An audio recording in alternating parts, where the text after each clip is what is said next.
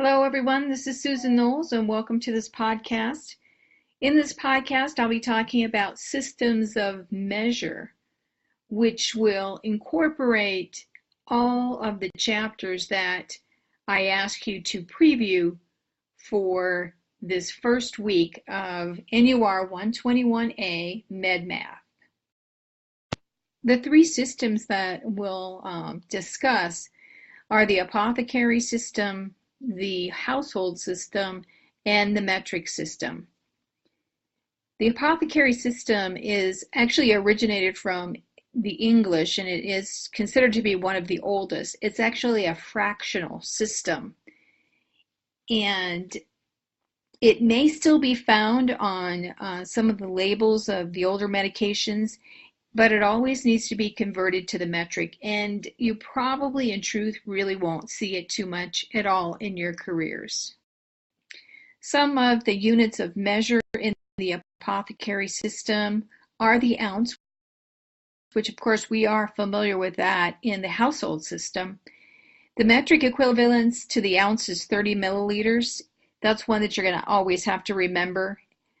Medicine cups are usually made, the plastic ones anyone, are 1 ounce capacity, and on those plastic cups, and we won't have them in class the first week, but I hope to have them available to our classes in the future so that you can actually see them and use them before you use them in the clinical sites.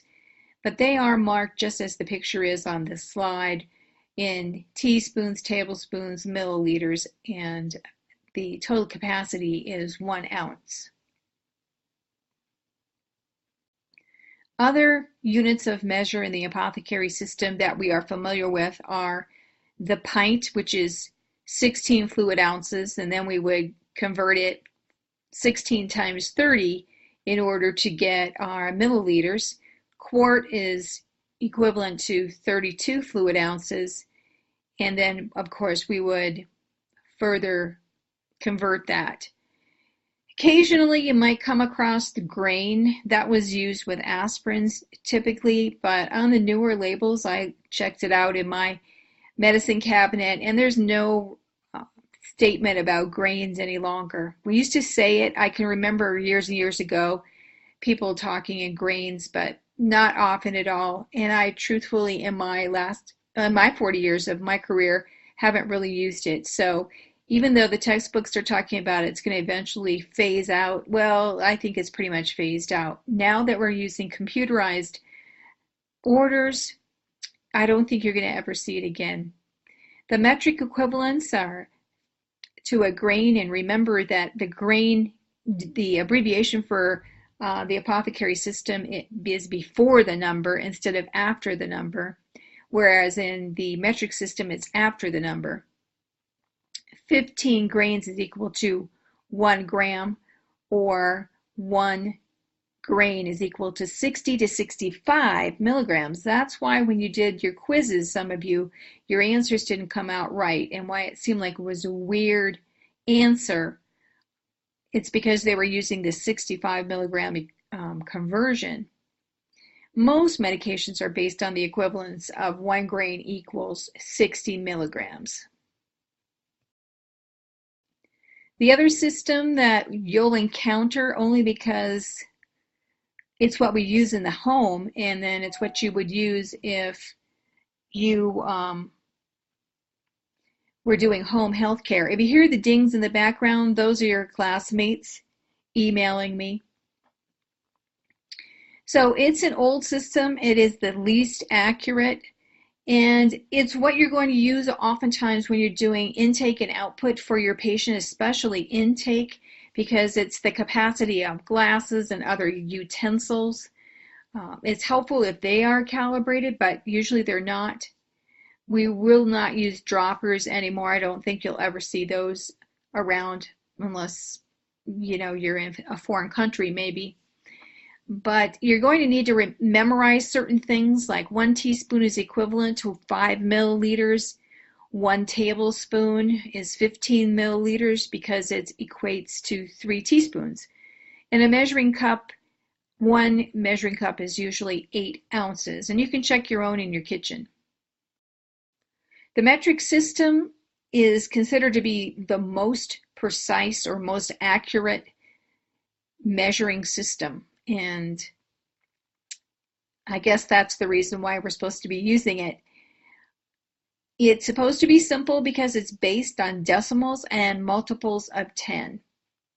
It is the system of choice for medications and measurements in the healthcare setting. So there's no way around it. It's something that we have to get familiar with. And after you use it all the time, it'll just become second nature. The basic units of measure that we will use in the healthcare system are grams, which is weight. It measures medications as solids. Liters, which is volume, and generally that's our IV fluid. And it measures medications as soluble volume. And then meters are length, so that's the measurements of body parts, wounds, incisions, etc. As I was saying, a liter is the basic unit of volume. Milliliters is much smaller than a liter. So when you do the equations, you have 1 liter is equal to 1,000 milliliters.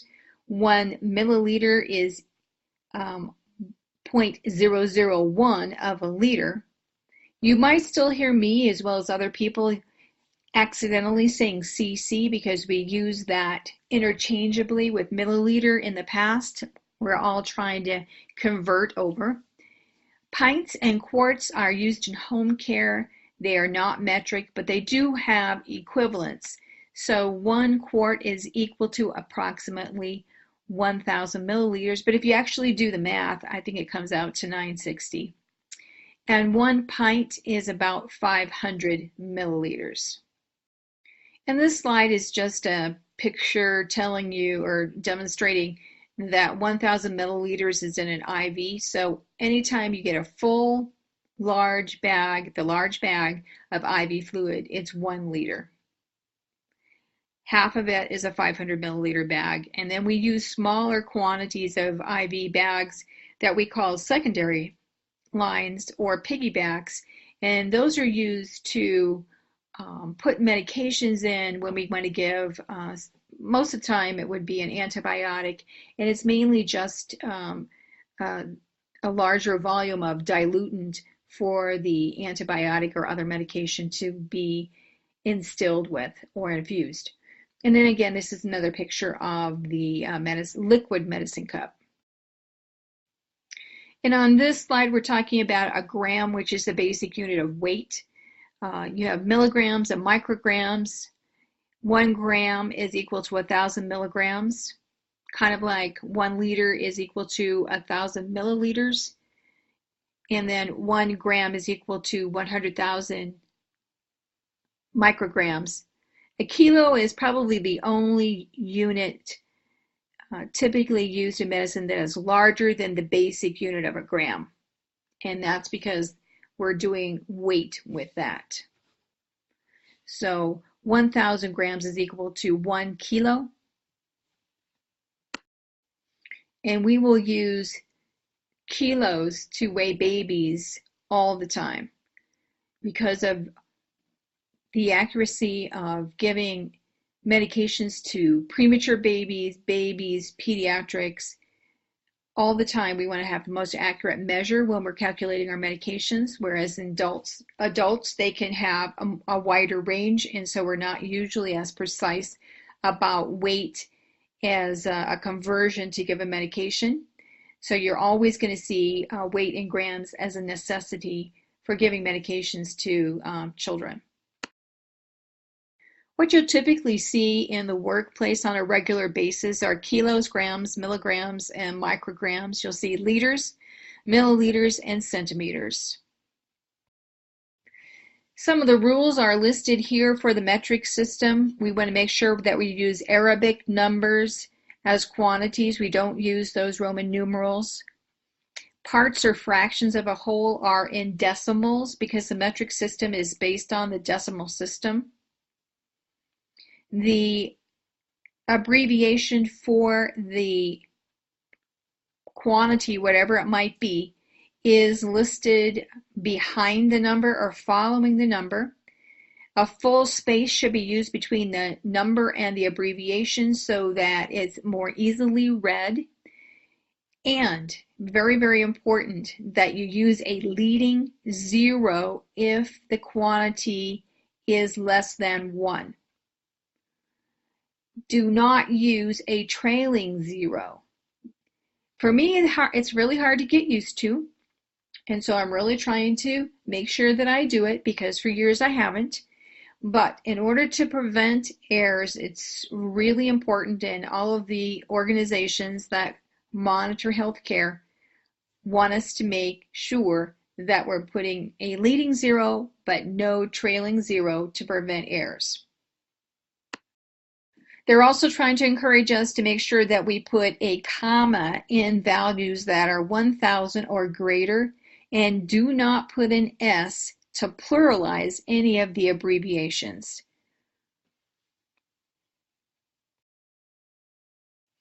On this slide of the presentation is a comparison between household measurements, apothecary measurements, and the metric system. Just as a reminder, each metric unit in healthcare differs by 1,000 or 3 decimal places. So when we start talking about conversion, if you're going to use the conversion of just counting 3 spaces and replacing your decimal point, you need to realize that you're going to do that 3 places. So 1 kilo is 1,000 grams, 1 gram is 1,000 milligrams, and 1 milligram is 1,000 micrograms. 1 liter is equal to 1,000 milliliters. So when you convert between units, you can do it by moving the decimal. So if you need to divide, you would move the decimal point to the left, and if you need to multiply, you move the decimal point to the right. And here are the rules when we talk about converting. So smaller units of measure that you are converting to a larger unit of measure, you would divide or move to the left. So the example on my slide is 100 milliliters equals how many liters? The conversion is 1,000 milliliters is equal to 1 liter. So you move the decimal place, move the 3 places to the left, and then you would have an answer of 0.1 liter. That is the equivalent of 100 milliliters. If you're going from a larger unit of measure to a smaller, you would multiply or move to the right 3 places. So the example on the slide is 0.75 grams is equal to 0.75 grams is equal to 750 milligrams because the conversion is 1 gram is equal to 1,000 milligrams.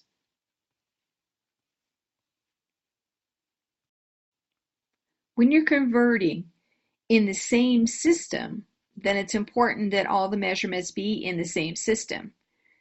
And that is how you can go ahead and do the movement of decimals by the appropriate places. The example on this slide, again, is 0.6 milligrams is equal to 600 micrograms because you move the decimal 3 points. And then I went ahead and added another one, which is to multiply. If you're moving the other direction, from 700 micrograms, it would go to 0.7 milligrams. In this slide, we're talking about converting between systems, converting pounds to kilos, and I made a podcast for you on this, and it's attached to this podcast as an attachment. So I think it's important to go to that because I think it's easier to explain that. But the conversion factor is 2.2. and you use that. You either divide it or you multiply it depending on which direction you're going. So if you're going from pounds to kilos, then you would divide, and if you're going from kilos to pounds, you would multiply by the conversion factor of 2.2. Now we're going to talk a bit about calculating I&O, which is the abbreviation for intake and output. It's used to monitor fluids consumed, injected, or excreted.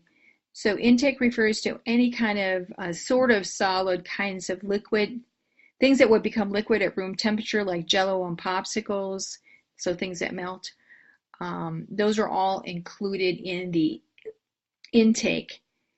And then output includes any kind of liquids that exit the body. So that's from diarrhea, urine, vomit, gastric suction, chest drainage, things like that. They're all measured and all taken into consideration when you're looking at what's happening with our patient.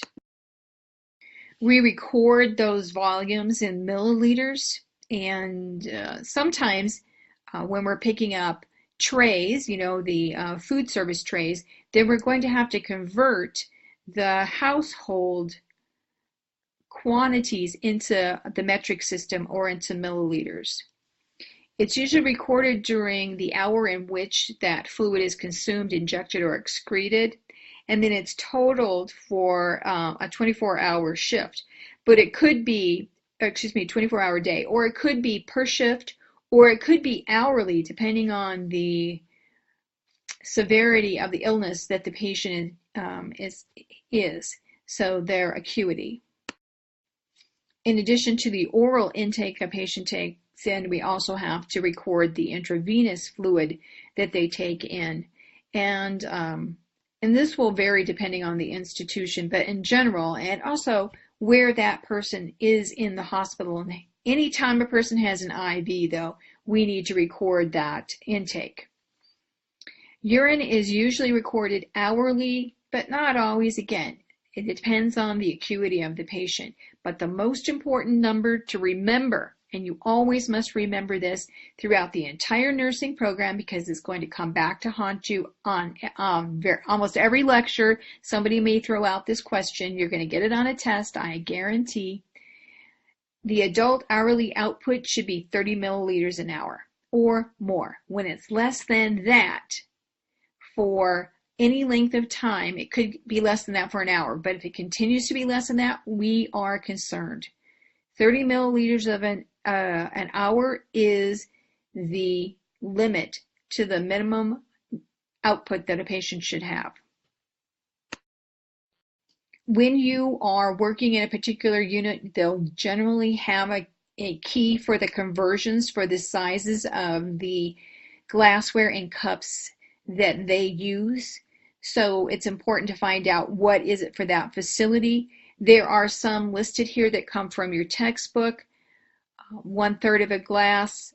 One glass is generally, it could be 6 ounces, it could be 8 ounces. A coffee cup could be 180 milliliters because it's 6 ounces. It depends on the product, so it's important to know what the conversion is for the food service that you have in that facility. This is an example of an I&O sheet.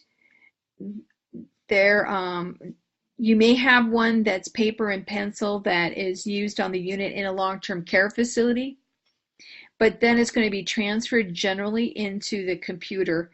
In the hospital system, again, it may be something on a scrap piece of paper or a clipboard, but it's going to be transferred into the computer system because that's the direction everything is going these days. Again, I have a podcast made for you that's attached to this podcast as an attachment, so you can go to that to listen to how to convert between Celsius and Fahrenheit. And the formula is discussed in a 2-minute video, in a 2-minute podcast.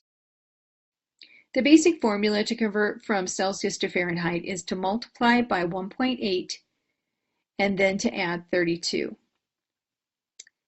And on this example of this problem, we are converting 37 Celsius to Fahrenheit. And so the ultimate answer becomes 98.6. So 37 is the normal temperature in Celsius.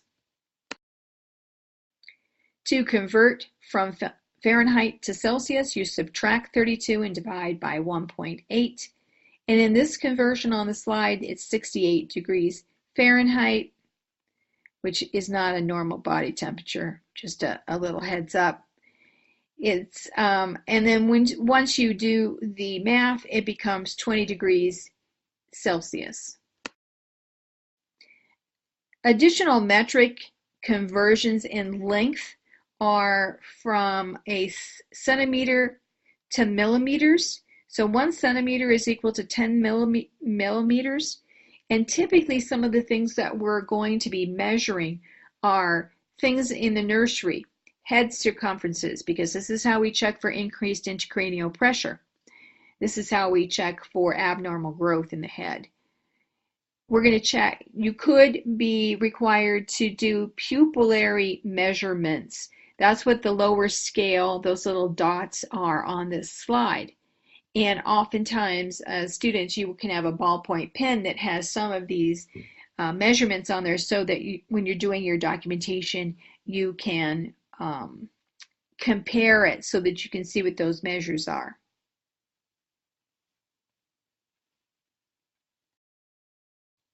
We're going to be measuring wounds, especially in long-term care, where more patients have problems with decubiti, bed sores, whatever the term is that is used currently. You would want to know what the length, the width, and the depth of the wound, and you would measure it in centimeters or millimeters, depending on the size of the wound. So in this wound, you can actually see the measuring tape next to the wound.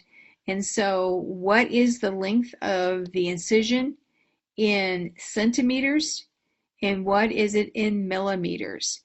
And you think, well, that is an incision. Well, it could be an incision that became infected, and so it needed to be opened, and it's healing by what we call secondary intention.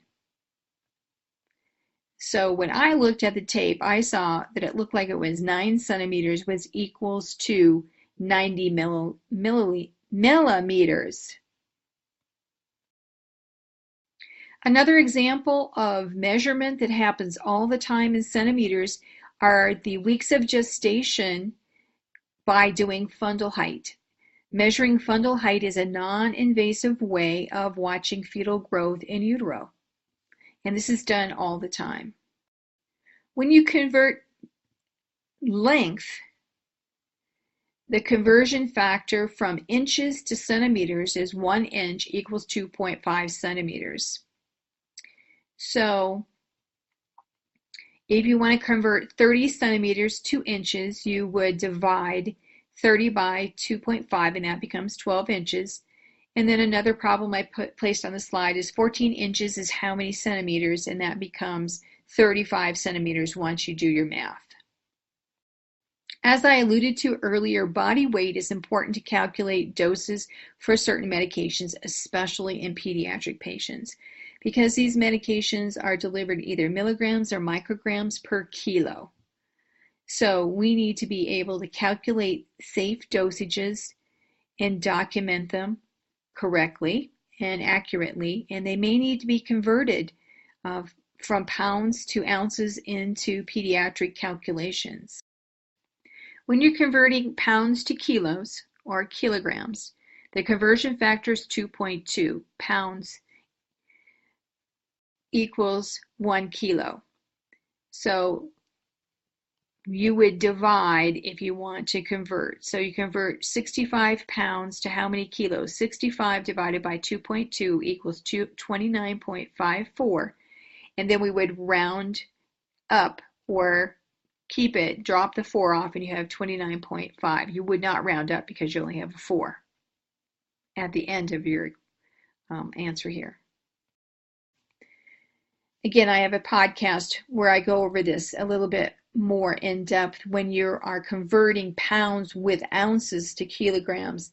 You would need to divide the number of ounces into 16 ounces because that equates to a pound. And when you get your metric equivalent, you would then add that to your pounds. So 10 pounds, 2 ounces would become 10.1 pounds. And you would then divide that by 2.2. That comes out to 4.59, excuse me. You would round that to 4.6 kilos and then do your drug calculations.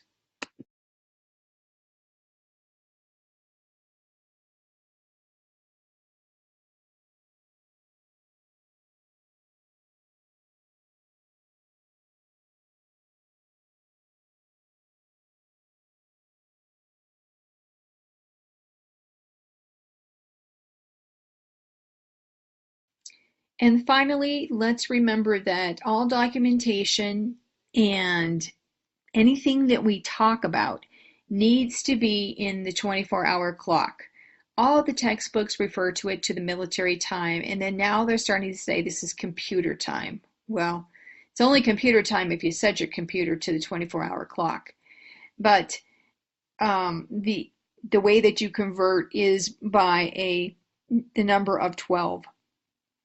So if it's 1 in the afternoon, you add 12. Anytime afternoon, you add 12 to your number, and that becomes the 24-hour clock. So 1 o'clock in the afternoon is 1300, 2 o'clock is 1400. And I think most people are familiar with this. If you need more help on the conversions, I'll be happy to talk with you face to face.